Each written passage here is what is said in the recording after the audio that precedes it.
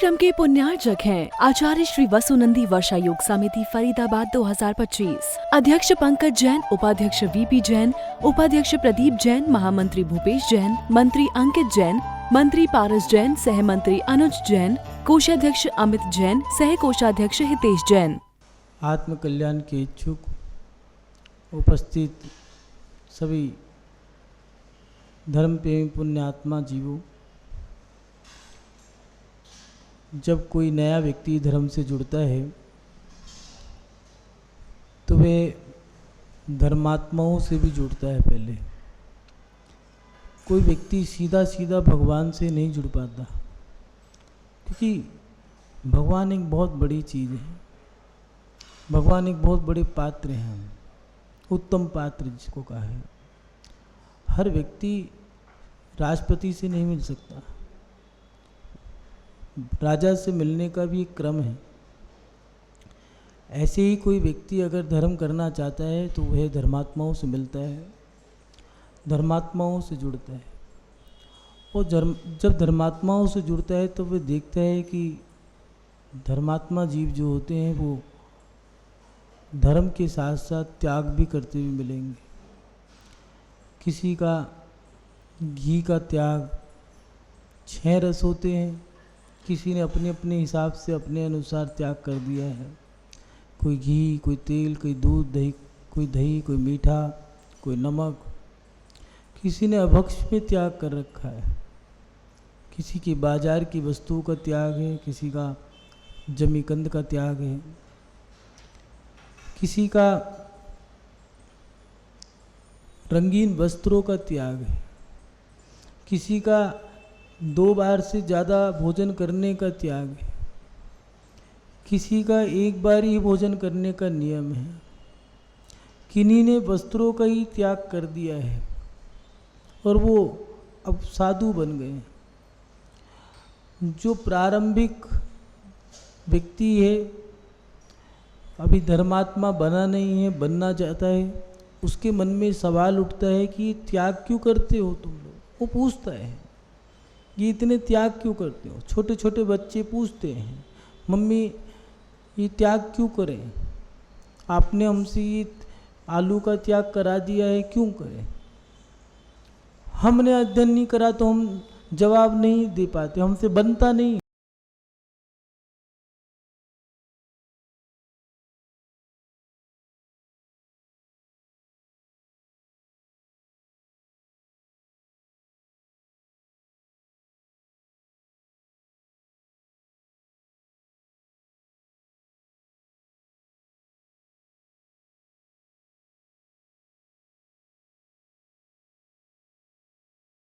हमारे सवालों का जवाब दो।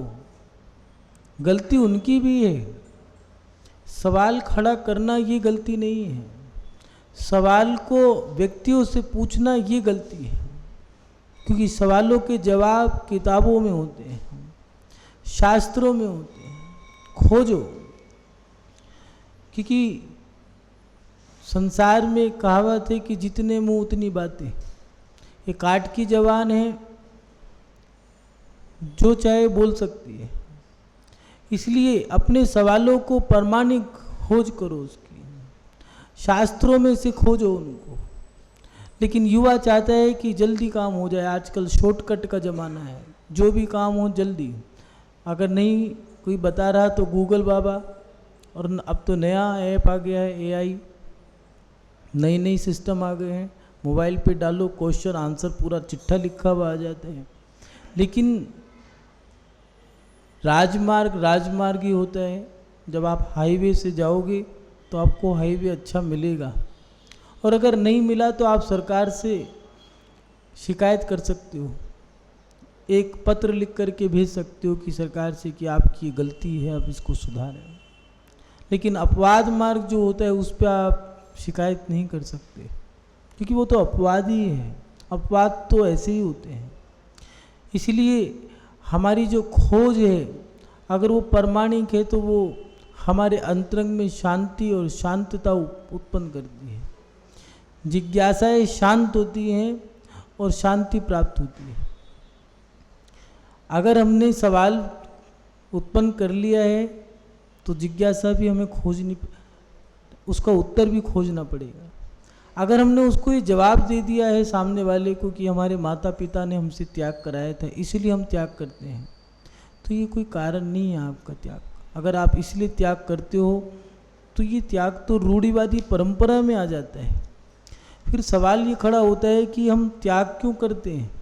ये जो हम इतना बड़ा आडंबर लेके चल रहे हैं त्याग का, कि इतना बड़ा त्याग हमने कर दिया है, किसी का रात्रि भोजन का, किसी का बाजार का, किसी का जमीन का, किसी का क्षुद्र जल का, किसी का सफ़ेद रंगीन वस्त्रों का, किसी का एक टाइम भोजन का नियम है, किसी का कुछ नियम है। लेकिन अगर ये व्रत, ये नियम और ये त्याग, अगर हमें इनकी परिभाषा ही नहीं पता हो तो फिर ये सब व्यर्थ है। हम त्याग क्यों करते हैं।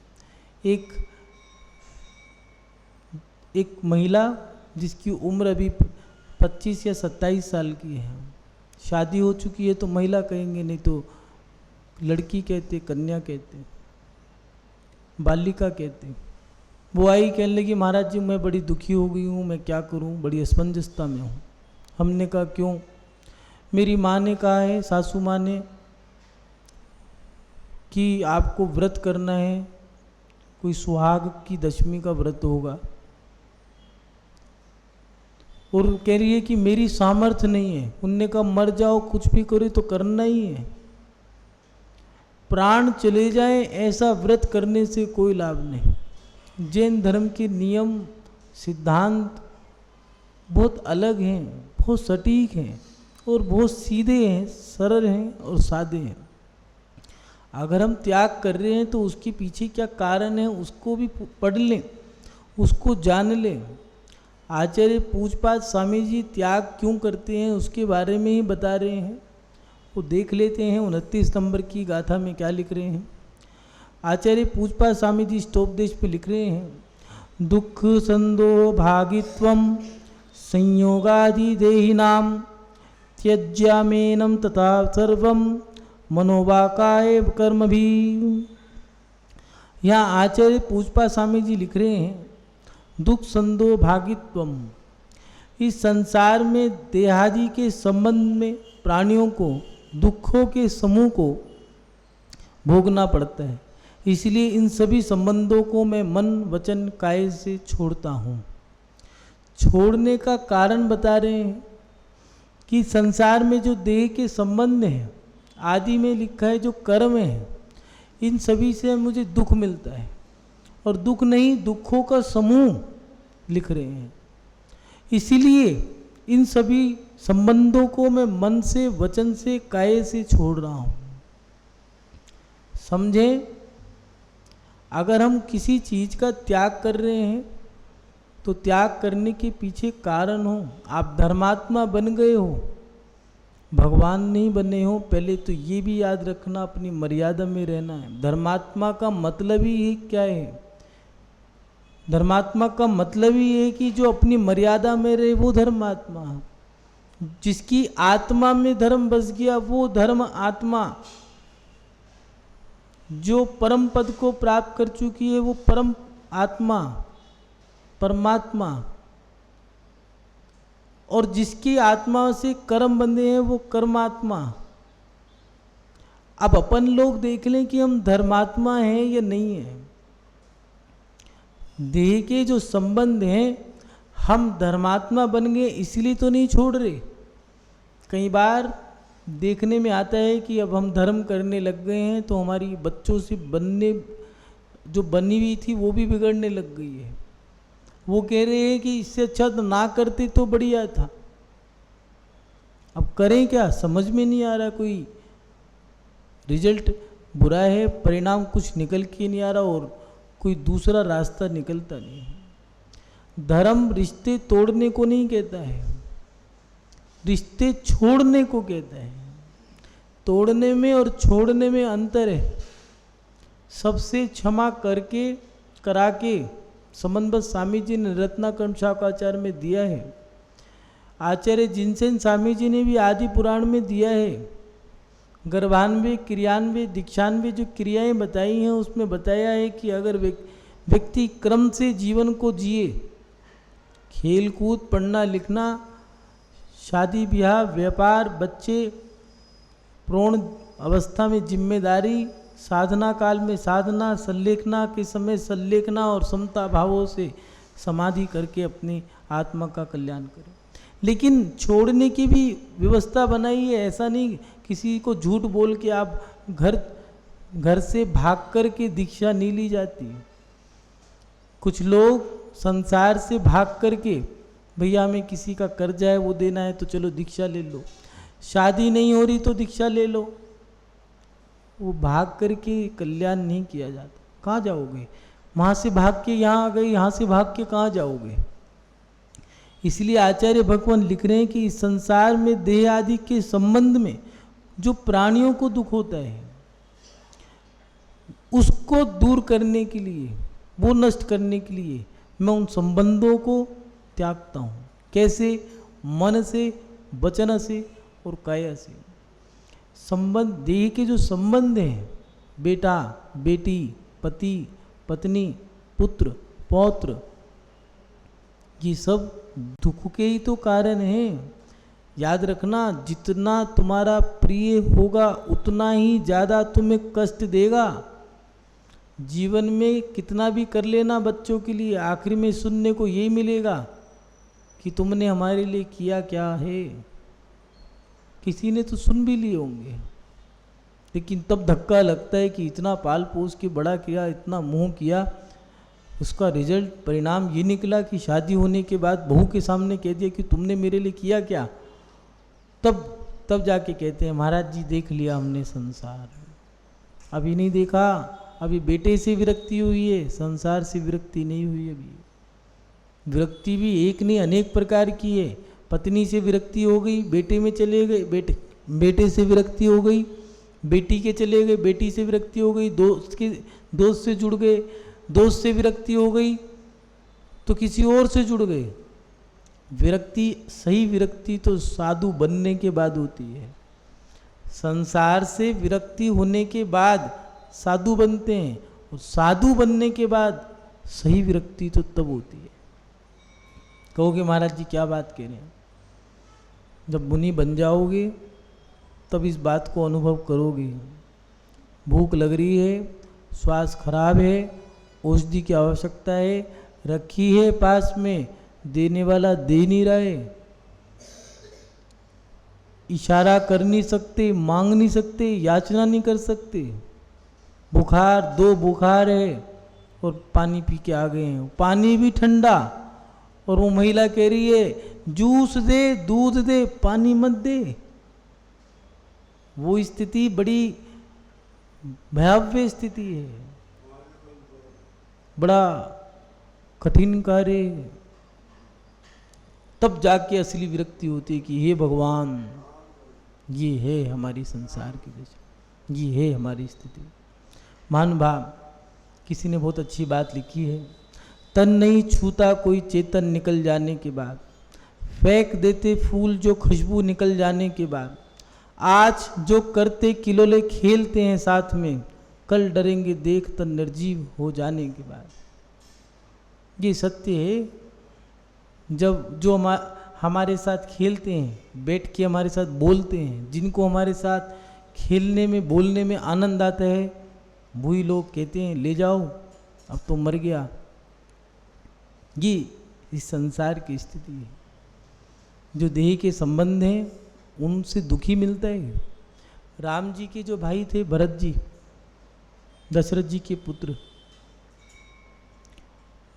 वो दशरथ जी की अवस्था को देख करके ही विरक्त थे। इत्तेफाक संयोग ऐसा रहा कि दशरथ जी को विराग हो गया, तो भरत को भी विराग तो था ही पहले से, और दृढ़ हो गया। दशरथ जी ने कहा कि मैं तो जा रहा हूँ राम को राज्य देके। सब खुश थे, लेकिन कैकेयी ये सोचने लग गई कि मैं पिता छोड़ाई, पति जा रहा है, और जैसे ही ये जाएंगे तो मेरा पुत्र भी चला जाएगा, मैं तो अनाथ, अब क्या करूं।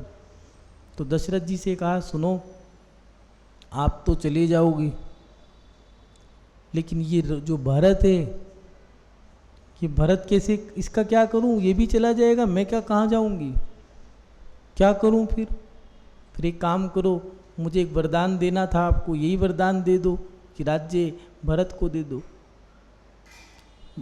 दशरथ जी को बड़ा दुख हुआ कि मोह कुछ भी करा सकता है। जिस राम को कैकेयी ने भरत से भी ज़्यादा मान के खिलाया था, पाल पोस के बड़ा किया, आज मोह के कारण वो उसी से अन्याय कर रही है। उनका वैराग और दृढ़ हो गया। ये याद रखना, विरक्त व्यक्ति के साथ जितना खींचातानी होती है वो उसका वैराग उतना उतना बढ़ता है। और दशरथ जी को मन में दुख भी हुआ, इस संसार की दशा को देख करके वो भावुक भी हुए। उन्होंने कहा ठीक है, दिया वचन देना था, दिया, तुम जानो तुम्हारा काम जाने।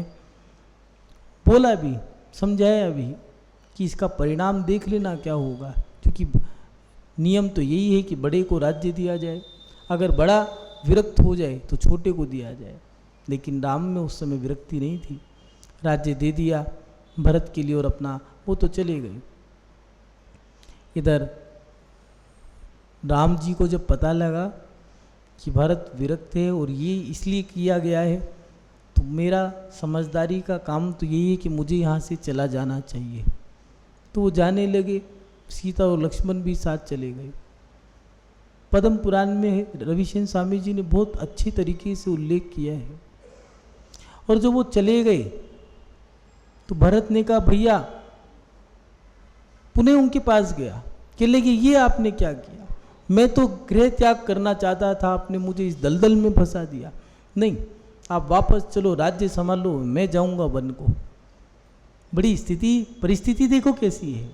जो वन को जाना चाहता है वो राज्य कर रहा है, उसको राज्य मिला है। और जो राज्य करने को चाहता था, जिसको राज्य मिल रहा था, वन को चला गया। कर्म कितने व्यवस्थित हैं। भरत कह रहा है कि वन तो मुझे जाना था, आप क्यों जा रहे हो, ये राज्य आपको करना है, मैं क्यों करूं। लेकिन क्या करें, अब तो पिता ने जो कह दिया वो करना पड़ेगा, क्योंकि मर्यादित पुरुषों को तो अपने पिता की आज्ञा का पालन भी करना है। कैसे कैसे कैसे कर्म हमें नचा रहे हैं। नहीं, किसी की विरक्ति में या किसी के मोक्ष जाने के लिए, कल्याण करने में हमने बाधा डाली थी, अब बाधा डल गई। 14 वर्ष इंतजार करते रहे भरत, राम जी लौट के आए।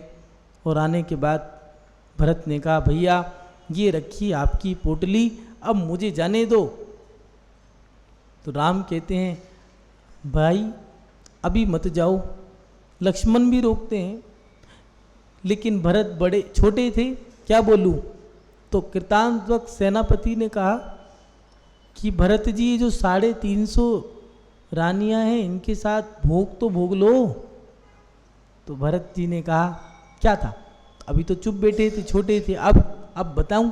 तो कहने लगे सेनापति, तुम जानते नहीं कि इन भोगों से भोगने के बाद, इन भोगों को भोगने के बाद दशा क्या होती है, जानते हो। सेनापति की गर्दन झुकी हुई है, राम लक्ष्मण शांत है।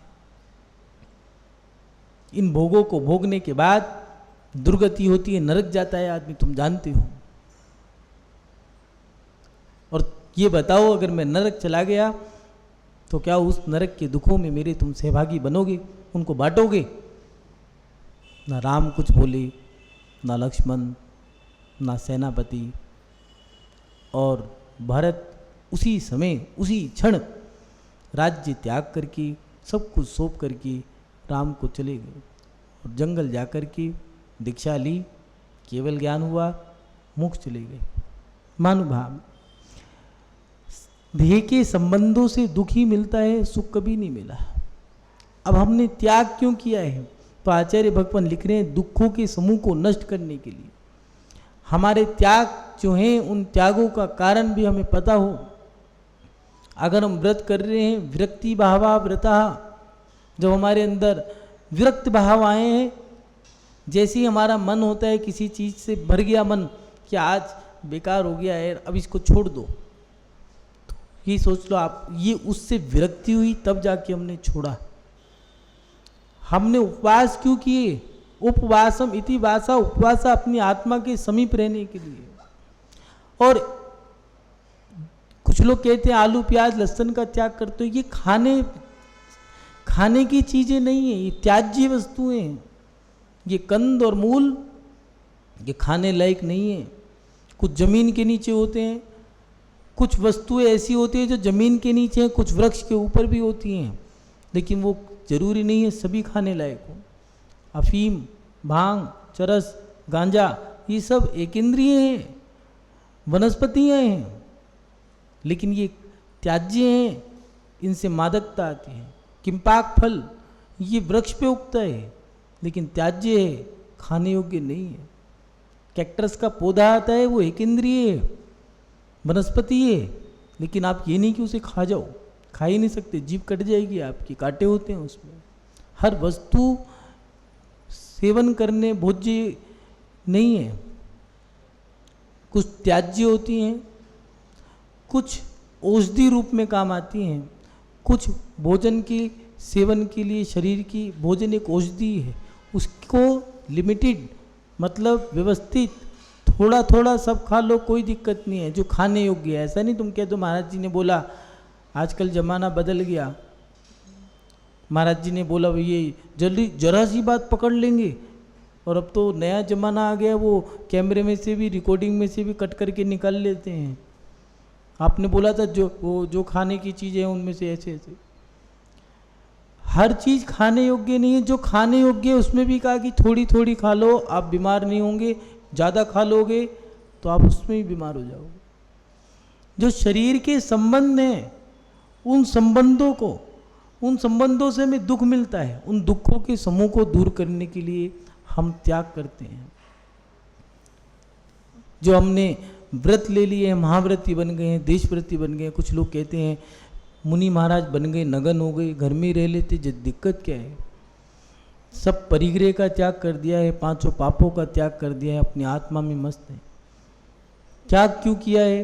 जो दुखों का हमारा समूह बन रहा था, जो हमारा ज्ञान हमें मिल रहा था, इस संसार में भटकने का जो कारण था, उसके साथ साथ ये रोग शोक, ये हमारे दुनिया भर के अशुभ चिंतन, ये संसार में परिभ्रमण का कारण कि नरक गति, तिरंज गति, मनुष्य गति, देव गति, इसमें भ्रमण करना, सुख चारों में ही नहीं है।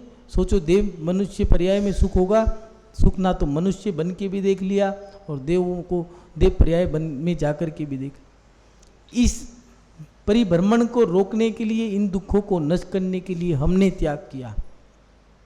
दूसरी बात, शरीर और कर्म दोनों के सहयोग को नष्ट करने के लिए, जो ये शरीर के संबंध हैं उनसे जो दुख मिलता है, उन दुखों को नष्ट करने के लिए, और जो ये कर्म है उन कर्मों को जो हम कर्म बांधते जा रहे हैं, साता असाता, लोग कहते हैं असाता कर्म दुख देता है, लेकिन उसका पूरा नाम क्या है? वेदनीय कर्म के दो भाग कौन कौन से? असाता वेदनीय और दूसरा साता नहीं, साता वेदनीय। असाता तो दुख देता ही है, साता भी दुख देता है, ये दोनों कर्म दुख देते हैं, इसीलिए वेदनीय के दो भाग करे हैं, सुख भी दुख है, दुख भी सुख है। अकलंग स्वामी जी ने दिया, जो नास्तिक है वो भी आस्तिक है, जो आस्तिक है वो भी नास्तिक है। मिथ्या दृष्टि भी सम्यक दृष्टि है, सम्यक दृष्टि तो सम्यक दृष्टि है ही है। जो कहते हैं भगवान नहीं है, वो कह रहे हैं कि वो भी बात सही कह रहा है, भगवान है ही नहीं है। और जो कह रहे हैं भगवान है, वो कह रहे हैं वो भी सही कह रहे हैं, भगवान है। दोनों तरीके। जैन धर्म बहुत सटीक धर्म है, हाँ, सुख और दुख दोनों को कर्म बता दिया।